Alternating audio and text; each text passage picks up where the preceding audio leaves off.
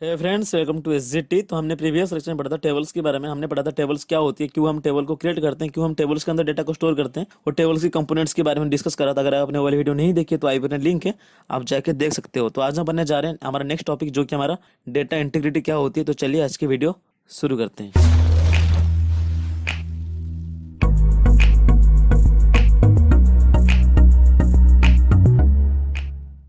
तो आज हम डिस्कस करने वाले हैं डेटा इंटीग्रिटी के बारे में। बेसिकली क्या होती है डेटा इंटीग्रिटी, तो मैं आपको बता दूं, डेटा इंटीग्रिटी एक प्रॉपर्टीज है।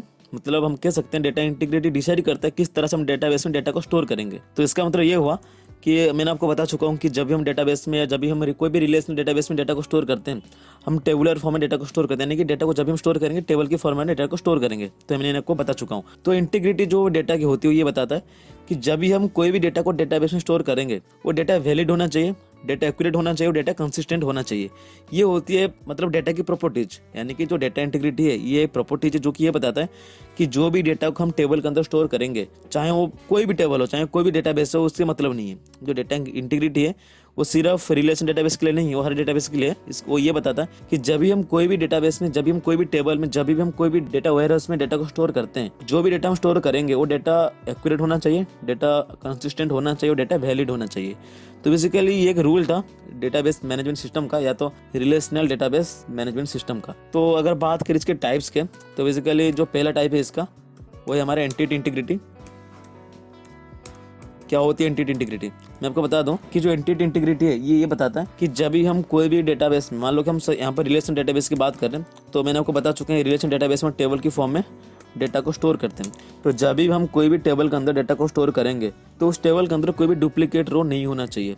तो हम कह सकते हैं there should be no duplicate row.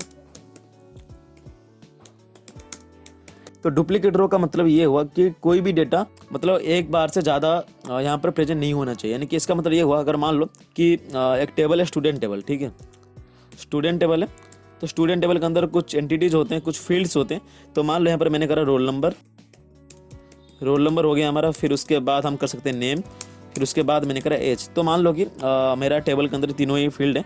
तो पहली बात तो मान लो कि रोल नंबर है 12, और अगर बात करें नेम का तो नेम हमारा गौरव है, ठीक है। और जो एज की बात करें एज हमारा 22 है, सिंपल है। तो मान लो ये मेरा टेबल है, सिर्फ इसमें एक रिकॉर्ड है। तो मान लो मैंने कुछ इस तरह से करा, मैंने करा 12, फिर मैंने यहाँ पर स्टोर करा गौरव को, फिर यहाँ पर मैंने जो एज है उसको भी स्टोर करा मैं 22। तो बेसिकली यहाँ पर देख सकते हो कि मेरा टेबल है स्टूडेंट टेबल, उसके अंदर जो पहला फील्ड है हमारा रोल नंबर है, दूसरी नेम और तीसरी हमारा एज है। तो रोल नंबर क्या है 12 है, पहली तो रोल नंबर 12 है, फिर उसके बाद नेम है गौरव, वो एज है 22। तो बेसिकली यहाँ पर देख सकते हो गौरव जो डेटा है, यानी कि रोल नंबर 12 है, नेम भी गौरव है, एज भी 22 है। यानी कि ये जो डेटा है ये डुप्लीकेट, यानी कि दो बार एक टेबल में प्रेजेंट है। तो जो एंटिटी इंटीग्रिटी जो रूल है ये बताता है कि हम कोई भी टेबल के अंदर मतलब डुप्लीकेट डेटा को या डुप्लीकेट रो को क्रिएट नहीं कर सकते। तो बेसिकली यहाँ पर जो है हमारा डुप्लीकेट डेटा क्रिएट हो रहा है। पहले डुप्लीकेट ये हो गया, रोल नंबर 12 है तो यहाँ पर भी रोल नंबर 12 है, यहाँ पर नेम गौरव है तो यहाँ पर नेम भी गौरव है, यहाँ पर नेम 22 है तो यहाँ पर भी नेम 22 है। तो बेसिकली ये जो टेबल है ये डेटाबेस में एग्जिस्ट नहीं कर सकता उनके हिसाब से। मतलब जो रूल है एंटिटी इंटीग्रिटी, तो ये बताता है कि कोई भी रो टेबल के अंदर डुप्लीकेट नहीं होना चाहिए। तो सिंपल है, ये हमारा पहला रूल था, यानी कि पहला टाइप था डेटा इंटीग्रिटी का। अगर बात करें दूसरी टाइप्स का, जो कि हमारा डोमेन इंटीग्रिटी। तो डोमेन इंटीग्रिटी ये बताता है कि जब भी हम कोई भी डेटा को डेटाबेस में टेबल के अंदर स्टोर करेंगे वो डेटा वैलिड होनी चाहिए। अगर मान लो आप कोई भी फेसबुक में अपने अकाउंट क्रिएट कर रहे हो, ठीक है, वो आपका नाम पूछता है, पहली बात तो नेम क्या आपका, फिर उसके बाद आपको एज पूछता है, आपकी ईमेल आईडी वगैरह जो भी है वो पूछता है आपको, आपकी फ़ोन नंबर होता है। कि मान लो ये डेटा आपको देनी होती है जब आप फेसबुक में अपनी कोई अकाउंट क्रिएट कर रहे हो। तो मान लो आपके सामने एक मैसेज शो हो रहा है जो कि एंटर नेम, ठीक है, एंटर नेम। तो बेसिकली आपको नेम एंटर करवाना है। तो यार मान लो आपने एंटर नेम करा TCS, तो फिर आएगा एंटर एज, ठीक है। तो आपने एंटर एज करा 1200 1200 कुछ भी कर सकते हो यहाँ पर। तो फिर यहाँ पर आया enter phone number, enter phone number. तो आपने यहाँ पर एंटर करा 1234, चलो मान लो 123 हमने एंटर करा। तो बेसिकली यहाँ पर देख सकते हो एंटर नेम TCS, हालांकि हमको पता है TCS एक कंपनी है। एंटर एज 1200 से किसका एज 1200 हो सकता है। एंटर फ़ोन नंबर, अगर बात करें इंडिया की, तो इंडिया में 10 डिजिट का होता है फ़ोन नंबर, तो यहाँ पर 3 डिजिट तो ये भी इनवैलिड है। तो बेसिकली जो डोमेन इंटीग्रिटी है ये बताता है कि जब भी हम कोई भी डेटाबेस में डेटा को स्टोर करेंगे वो डेटा वैलिड होना चाहिए।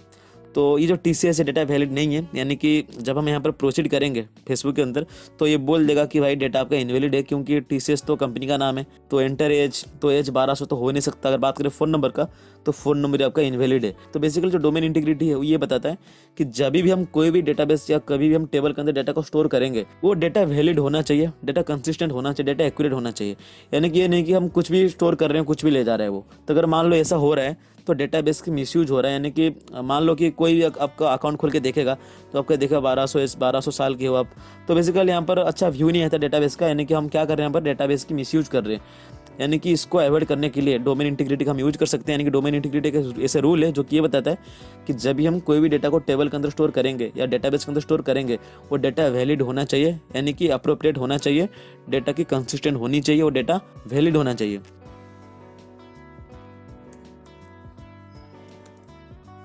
तो अगर बात करें नेक्स्ट टाइप का हमारा रेफरेंशियल इंटीग्रिटी, तो बेसिकली ये क्या होती है, ये कुछ इस तरह की रूल है जो कि ये बताता है कि जब हम कोई भी डेटाबेस में डेवलप कर रहे होंगे उस पर हमको सेट करना होता है कि कौन सा रो कभी भी डिलीट नहीं हो सकता।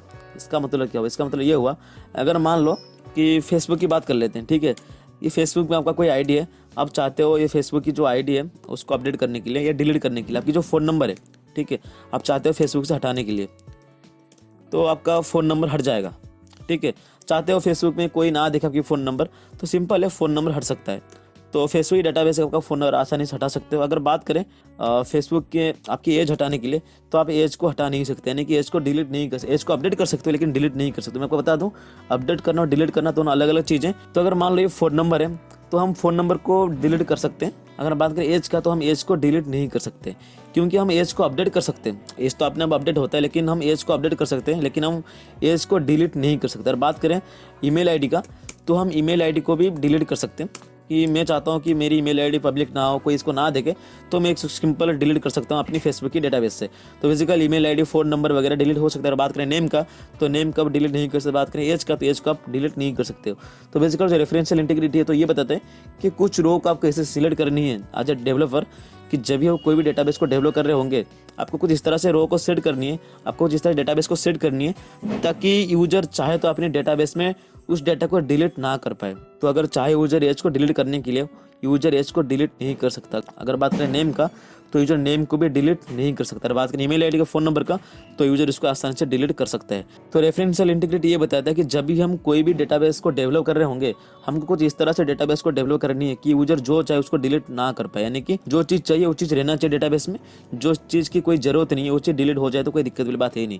आपको ईमेल आईडी की कोई ज़रूरत नहीं है फेसबुक में, तो ईमेल आईडी डिलीट हो गया तो कोई दिक्कत वाली बात है नहीं। जो भी नेम है वो डिलीट नहीं होना चाहिए। अगर आपको कोई भी सर्च कर रहा हो आपकी नेम से ही सर्च करेगा। तो अगर बात करें नेक्स्ट टाइप का जो कि हमारा यूजर डिफाइंड इंटीग्रिटी, ये क्या होती है यूजर डिफाइंड इंटीग्रिटी।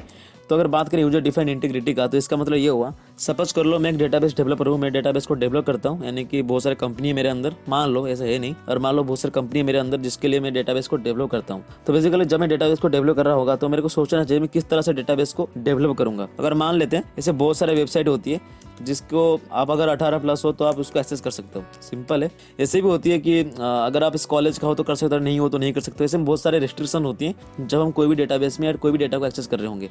तो बेसिकली जो यूजर डिफाइंड इंटीग्रिटी ये बताता है कि एज ए डेवलपर जब भी हम कोई भी डेटाबेस को डेवलप कर रहे होंगे हमको कुछ इस तरह से कंस्ट्रेंट को सेट करनी होती है कि हमको सिर्फ उन्हीं यूजर को टारगेट करनी होती है जो यूजर हमको जरूरी है। मतलब कि अगर मान लो तो आपको बताना होता है कि कौन सा रो नल होना चाहिए, कौन सा रो नल नहीं होना चाहिए, किस तरह की यूजर डेटाबेस को एक्सेस कर सकते हैं, किस तरह की यूजर डेटाबेस को एक्सेस नहीं कर सकते, क्या क्या ऑथराइजेशन होती है, क्या क्या नहीं होती है, ये सारी चीज़ें डिसाइड होते हैं, ये होते हैं यूजर डिफाइंड इंटीग्रिटी में।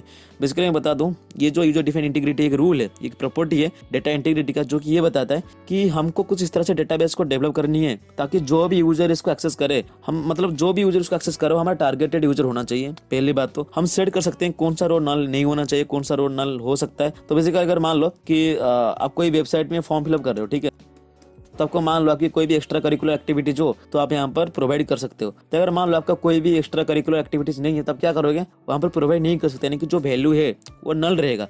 यानी कि यूजर को मतलब जो भी डेवलपर होती है वो डिसाइड करनी होती है कि कौन सा डेटा नल होना चाहिए, कौन सा डेटा नल नहीं होना चाहिए, किस तरह की यूजर डेटाबेस को एक्सेस कर सकते हैं, क्या चीज़ होनी चाहिए, क्या क्या कंस्ट्रेंट होनी चाहिए। तो ये जो सारी चीज़ें होती है ये डिसाइड करते हैं हम यूजर डिफाइंड इंटीग्रिटी में। यानी कि आज डेवलपर हमको सोचना चाहिए कि हम डेटाबेस को किस तरह से डिजाइन करेंगे, यानी कि जो भी हम टारगेटेड यूजर है वो उसको सिर्फ एक्सेस कर पाए। तो ये था user defined integrity. I hope आपको सारी चीजें पता चल चुके होंगे कि हमने आज पढ़ा डेटा इंटीग्रिटी क्या होते हैं, क्या क्या तरीके होते हैं डेटा इंटीग्रिटी का, तो क्या क्या रूल्स होते हैं, क्या क्या रेगुलेशन होते हैं। तो ये था आज का लेक्चर। आई होप को सारी चीजें समझ आ गई होगी। तो अगर आपको लगता है कहीं ना कहीं काम का चीज अगर कुछ सीखने को मिला, please subscribe the channel and share with friends ताकि वो लोग भी इस वीडियो को देख पाए। तो आज के लिए बस इतना ही, मिलते हैं नेक्स्ट वीडियो में। Thanks for watching, have a good day.